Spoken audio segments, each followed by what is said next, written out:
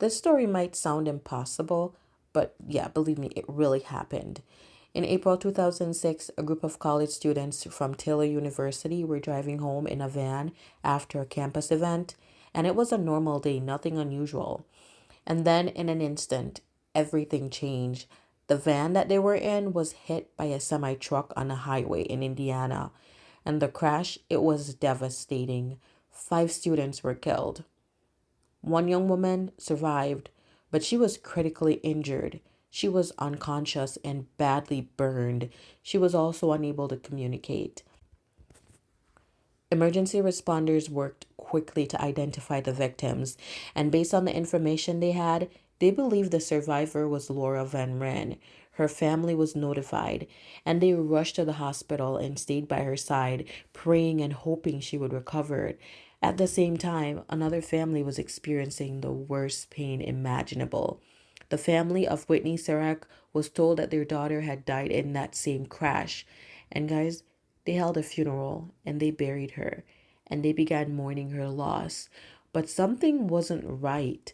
As days turned into weeks, the Van Ryn family started noticing small details that just didn't match. The way the survivor looked didn't feel exactly right. Her reactions were different. Even simple things just felt a little bit off. But still, they held on to hope. Trauma had changed a person they thought they knew who that was.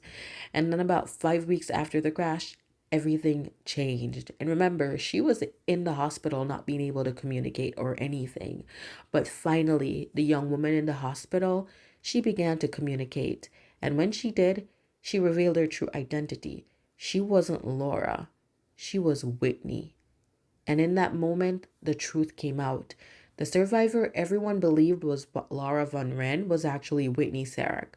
And Whitney was alive. Whitney, she was alive. And the real Laura Van Ren, she had been buried weeks earlier under the wrong name.